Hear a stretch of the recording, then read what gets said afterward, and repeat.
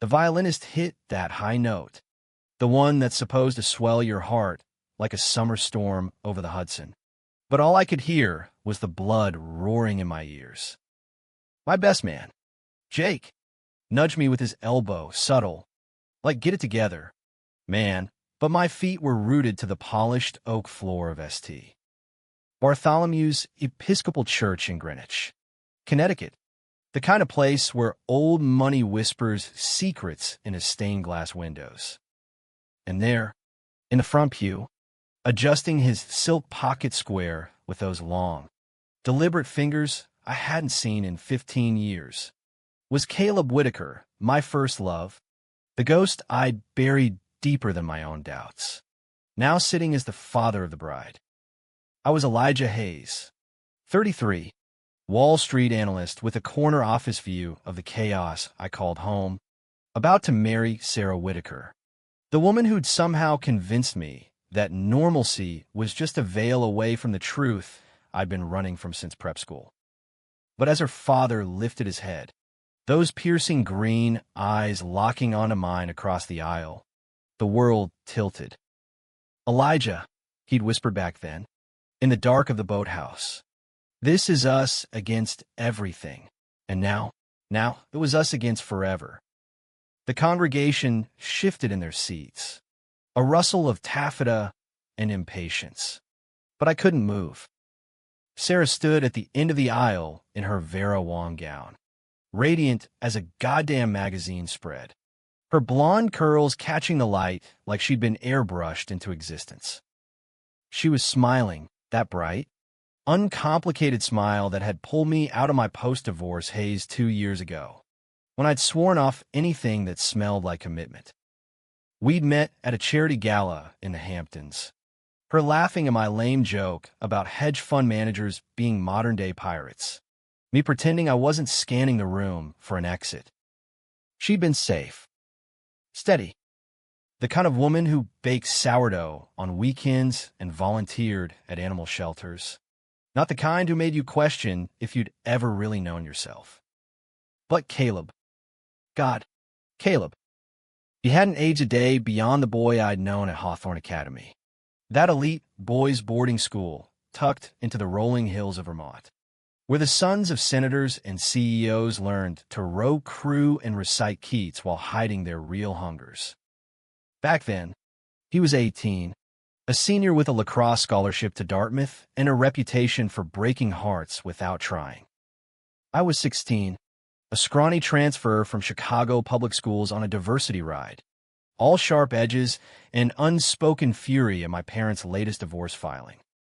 We'd collided in the library stacks one rainy October afternoon, he reaching for Frost, me for Kerouac, and from there, it was stolen glances in chapel, notes passed in Latin class, until the boathouse became our confessional. I remember the first time he kissed me. The lake was flat as glass under a harvest moon, the air thick with the scent of wet pine and possibility. We'd snuck out after lights out, hearts pounding like we'd robbed a bank instead of just borrowing a rowboat. "Your trouble, Hayes," he'd murmured, his breath warm against my neck as we drifted into the reeds. Trouble. Yeah, that was me. The kid who'd lied to his mom about the bruises from gym class, who jerked off to thoughts he couldn't name until Caleb gave them shape. That night, his lips on mine were soft, hesitant, like he was testing if the world would crack open and swallow us both. It didn't. Instead, it tasted like rebellion, sweet, forbidden, alive. By spring, we were inseparable in the shadows. Late-night hikes up Mount Mansfield, where he'd trace constellations on my skin with his fingertips, whispering dreams of escaping to San Francisco, starting a life where no one cared who you loved as long as you paid the rent on time. "We'll get an apartment in the Castro," he'd say, his voice low and fervent, with a view of the bay and a dog named after Hemingway. I'd laugh, but inside, it rooted deep, a seed of something I didn't have words for yet. Gay. Queer. Just us. In that pre-Obergefell world of 2008, when Prop 8 had just gutted California's marriages, we were each other's quiet revolution. But revolutions end. His acceptance letter came in April. Mine deferred for academic review because I'd bombed midterms obsessing over him. The night before graduation, we lay on the quad under a blanket of stars, his head on my chest. "Wait for me," I begged, my voice cracking like cheap glass. He kissed my knuckles, slow and deliberate. "Boston's only 4 hours from Chicago. We'll make it work." Lies we both believed because the alternative was too raw. He left for Dartmouth in a beat-up Jeep Cherokee, waving until the dust settled. Letters turned to emails. Emails to texts that grew sparse. By sophomore year, his were filled with sorority mixers and econ club formals. Mine with community college drudgery and a part-time gig at a South Side diner. "Met this girl, L1 Red. She's different. Steady." My reply got lost in the ether. Or maybe I just deleted it. Heartbreak in the age of BlackBerries, efficient, invisible. I threw myself into reinvention. Transferred to NYU on a late scholarship. Majored in finance because numbers didn't lie like people did. Dated women in college, nice ones, ambitious ones. The kind who talked about glass ceilings over kale smoothies. It worked. Mostly. Or so I told myself when the dreams came. Caleb's face blurring into accusation. By 25, I was at Goldman, climbing the ladder with a vengeance, burying the past under bonuses and brunches. Then Sarah, 28, art curator at the Met, daughter of Connecticut Blue Bloods. Our first date was at Lou Bernardine, where she confessed her own messy divorce. He wanted kids.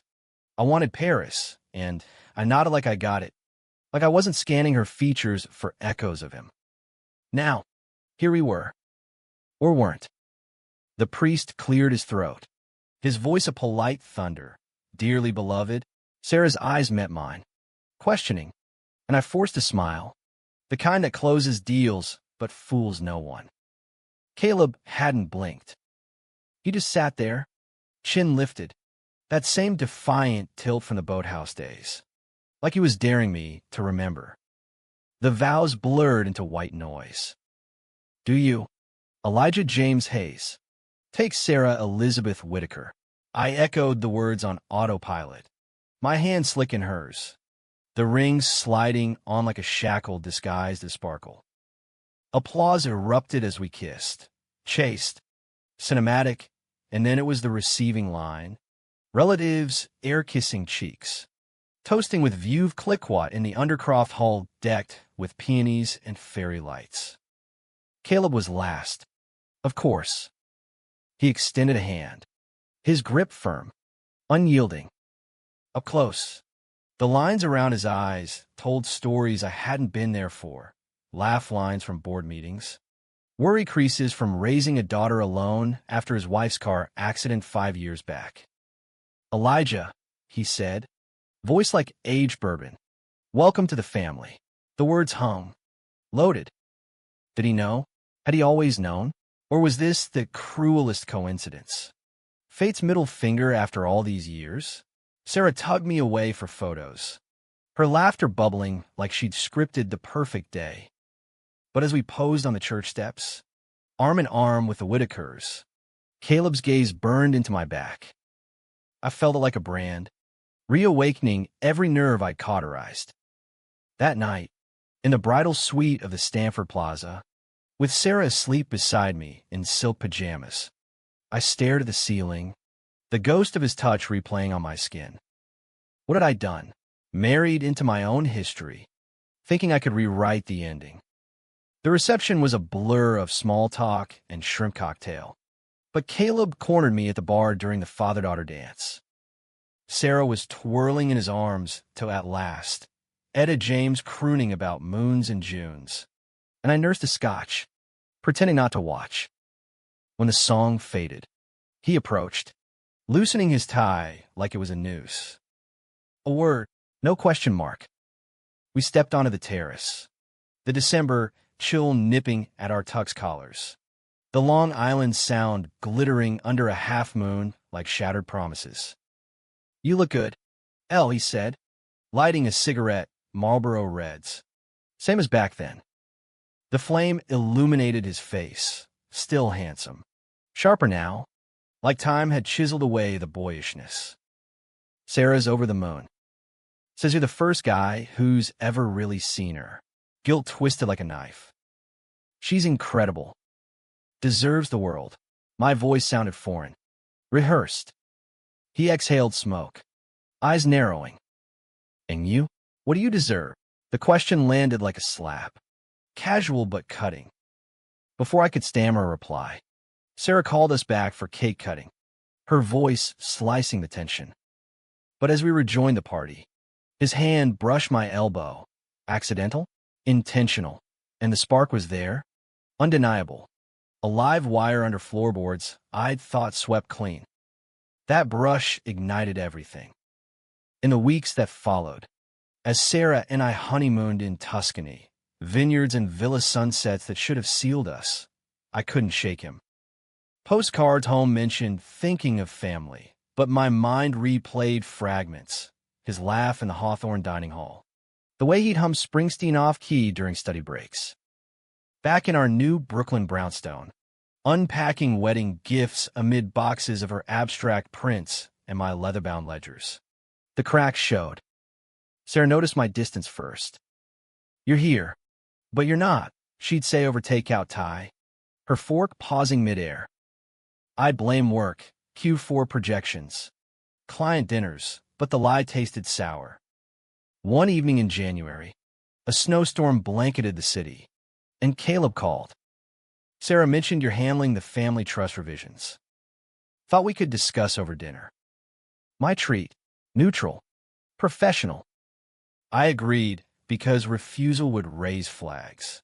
Because part of me, the hungry, reckless part, wanted to see if the air between us still crackled. We met at Peter Luger's in Brooklyn, steaks sizzling on tin plates, the room thick with cigar smoke and old-school New York grit.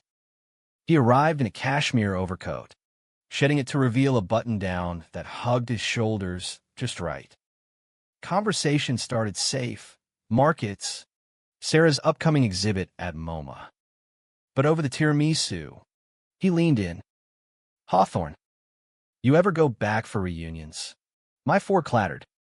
"Not since." "You know," the words hung, our shared shorthand for the end. He nodded. "Slow. I drive by sometimes.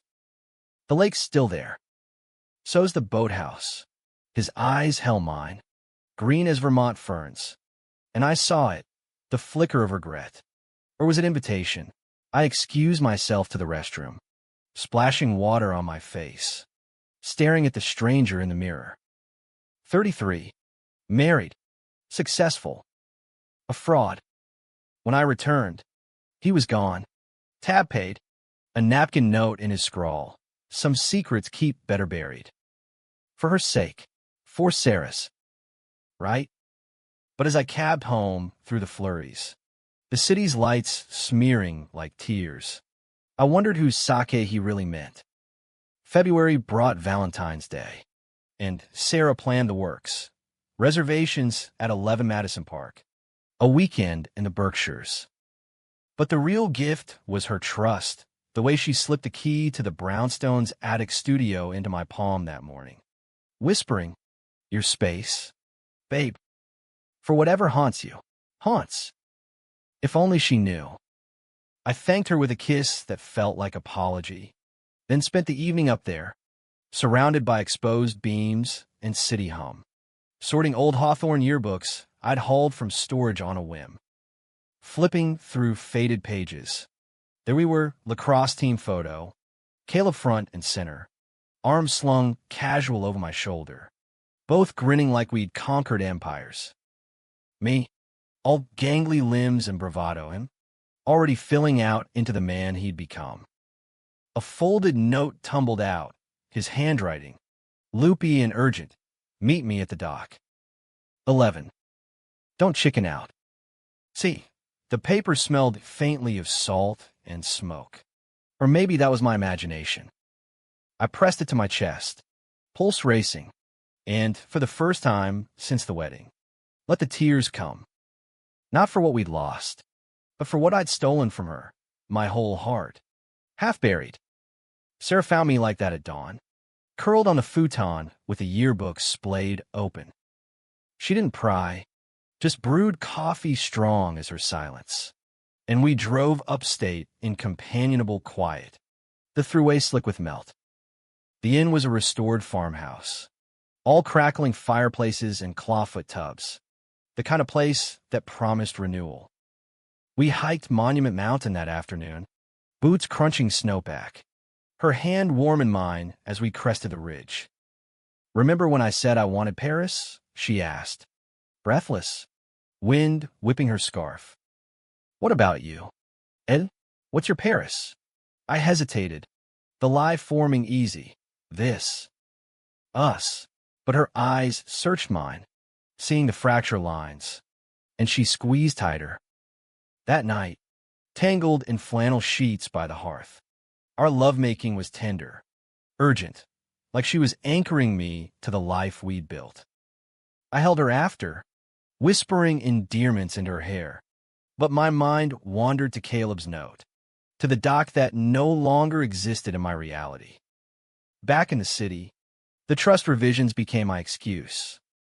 Caleb's office was a glass area in Midtown, overlooking Bryant Park, all sleek lines and abstract art that screamed old money remix for the digital age.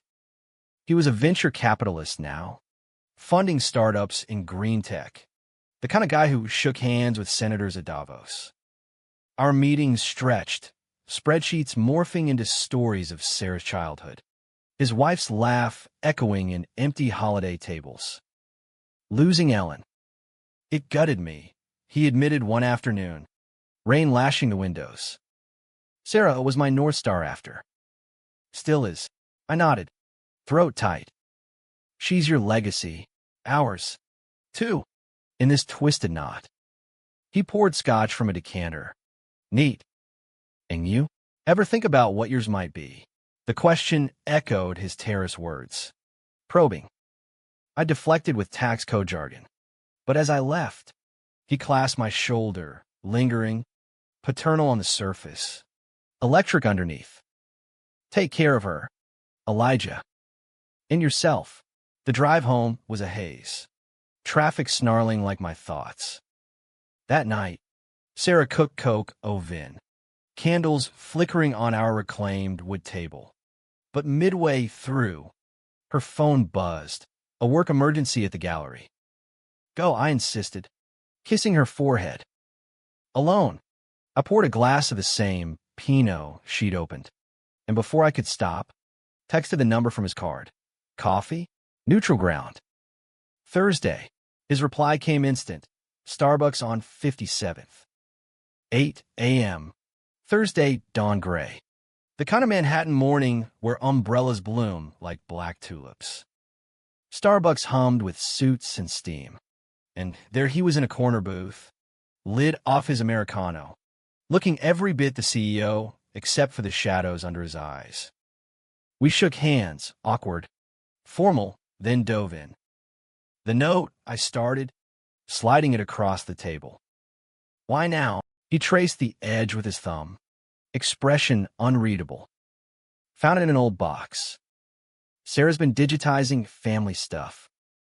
Nearly gave me a coronary when I saw your name. A pause. Heavy. You froze at the altar. Elle. I saw it. Heat flooded my face. Jet lag. Nerves. Lies stacking like cordwood. He leaned forward, voice dropping. Bullshit. You looked like you'd seen a ghost. His gaze pinned me, unrelenting. Our ghost. The barista called orders. Oblivious. And I gripped my cup till the cardboard bit. We can't. Sarah. I know.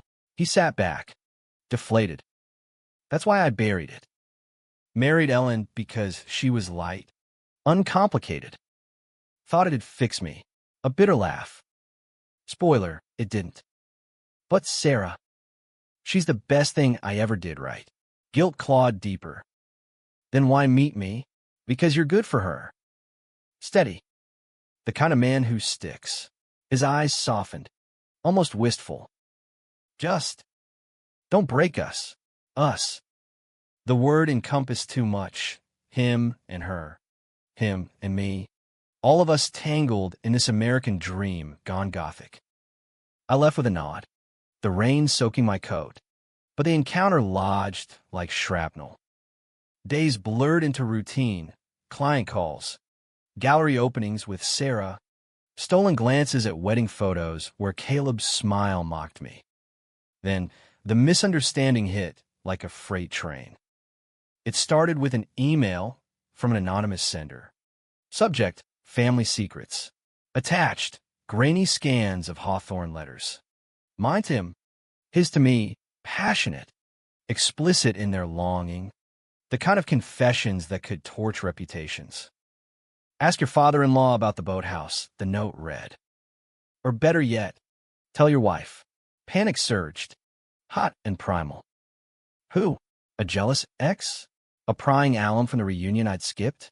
I confronted Caleb that evening, storming his office after hours. The city lights a accusatory grid below. This yours? I thrust my phone at him, the images glaring. His face drained of color. Christ. No. But I kept them. In a safe. Someone must have cracked it during the office reno last month. He raked a hand through his hair, pacing. I swear. Save it. Fury boiled over. Years of suppression erupting. You left me, Caleb. Force steady. And now, you're playing house with my life. He stopped. Inches away. Breath ragged. I left because I had to. My dad's senator. Remember? One whiff of this. And scholarship's gone. Family shattered. His voice cracked. Raw. I chose survival. For all of us. Us. I spat. There was no us after you ghosted. Pain flashed in his eyes, real, visceral. I wrote. Every week. But you never answered. Thought you moved on. Found your own light. The revelation stunned me. My old emails, hacked, deleted by overzealous IT at my first job. I never got them. I whispered. The room spinning. Misunderstanding. Deep as an ocean trench. Swallowing 15 years. He stepped closer, hand hovering near my arm. Then let's end it right. Tell Sarah. Come clean. Tell her what? That her husband's been half in love with her father since puberty. Hysteria edged my laugh. She'd hate us both. Better than this lie. His touch landed shoulder, grounding, and for a heartbeat. We were boys again, defying the stars. But the door buzzed, security, closing time, and reality crashed back. I pulled away, fleeing into the night, the anonymous email burning a hole in my pocket. Betrayal layered on betrayal, not just as abandonment, but mine in silence. And now this phantom saboteur twisting the knife. Home. Sarah waited with worry lines etching her brow. Late night, she kissed my cheek, tasting my deceit. Yeah, trusts are tricky.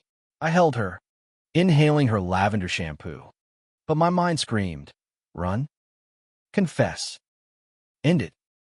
The next morning, another email, TikTok. Wedding video attached, your freeze. Zoomed on Daddy Dearest. Post it, or I will. The video was damning, my face, pale as surrender. Eyes locked on Caleb's. No context needed. Ruin. In 4K. I didn't sleep. Dawn crept in like a thief. Gray light filtering through our bedroom blinds.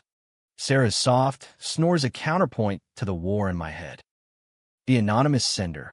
Who? A disgruntled associate of Caleb's. Sniffing for leverage in some VC deal? Or worse, someone from Hawthorne.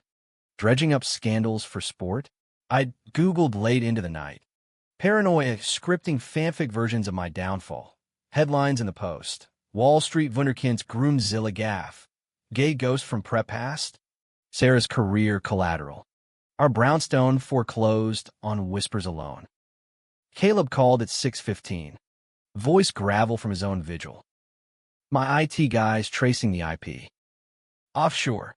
Probably VPN. But we need a plan. Tells Sarah. I echoed his words. Tasting bile. Before this lunatic does. Silence stretched. Taught. Tonight. Dinner my place. Family meeting. Family.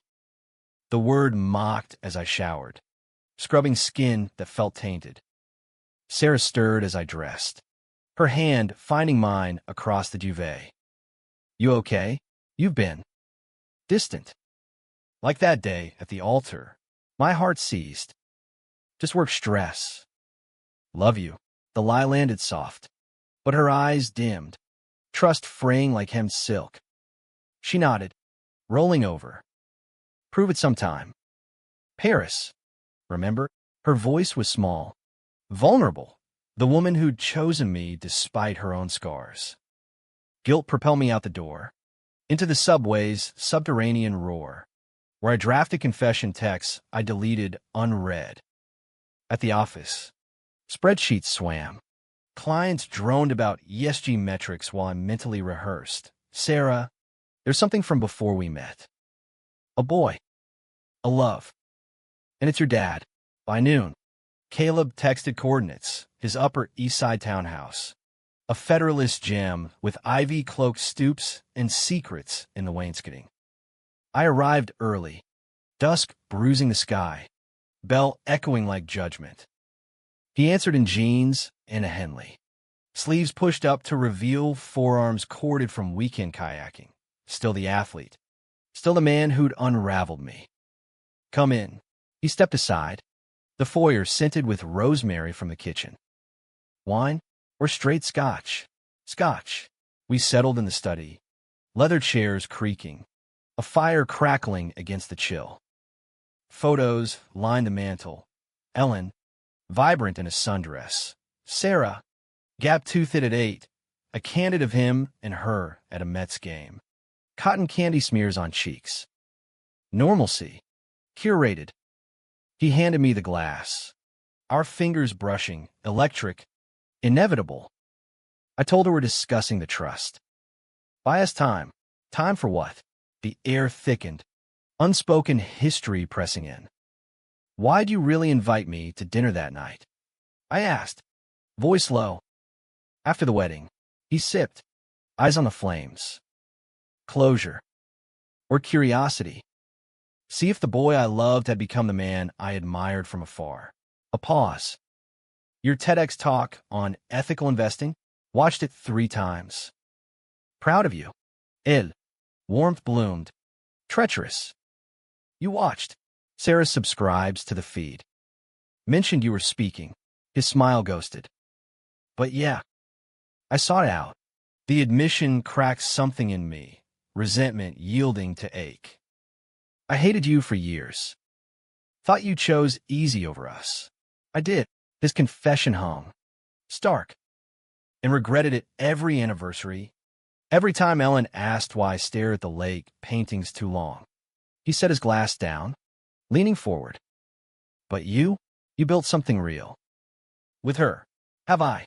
The question escaped. Raw. Or am I just performing? His hand covered mine. Thumb stroking knuckle, an echo of boathouse nights. You're more than that. Always were.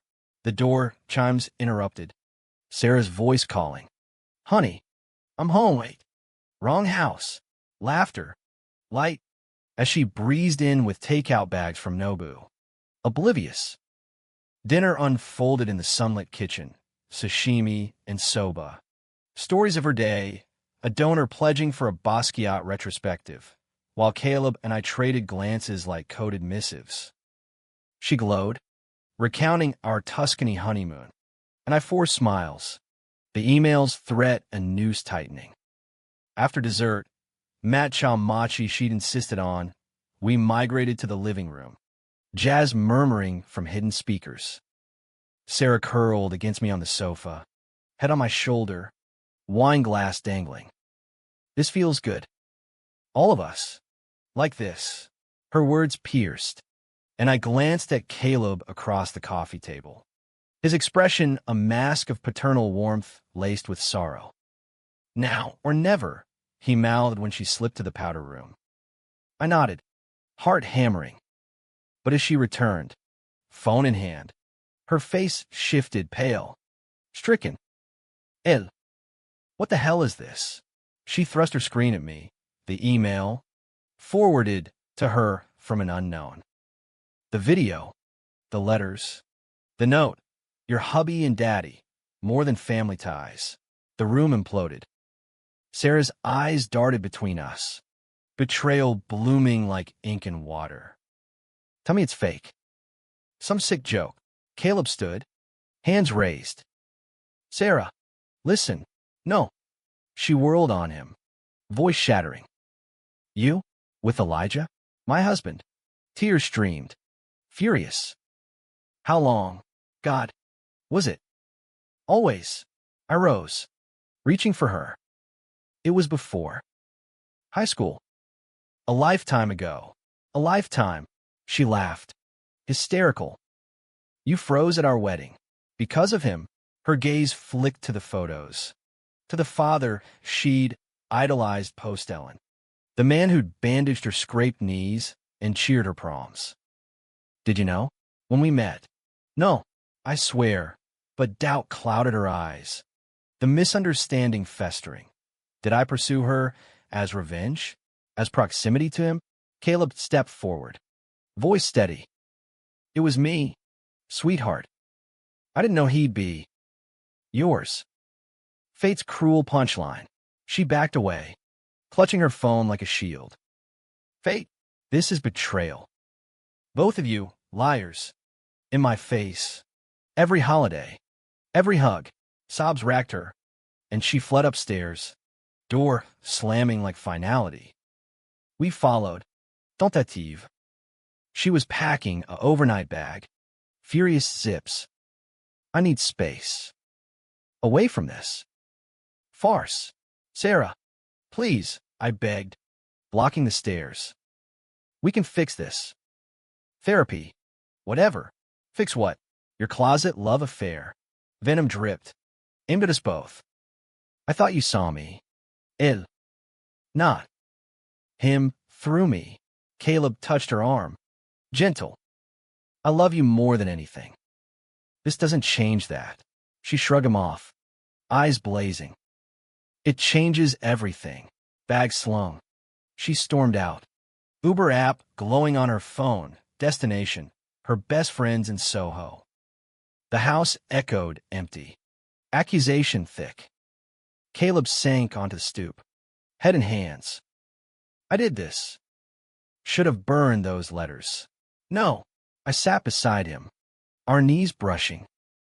We both did. By pretending. He looked up, eyes wet. What now? Give her time.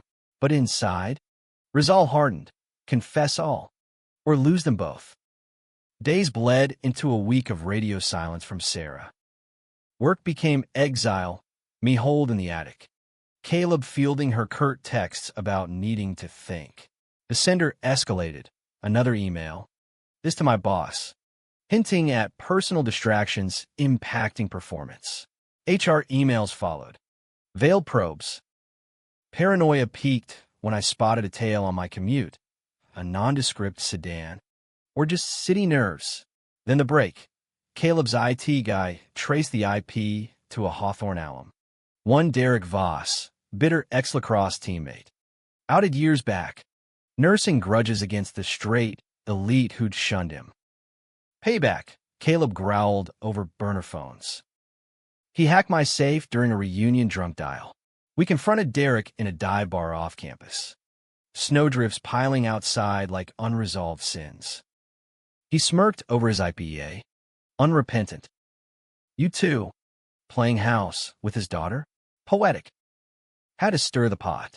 Delete it all, I demanded, fist clenched. Or we go public, your little scheme, your history.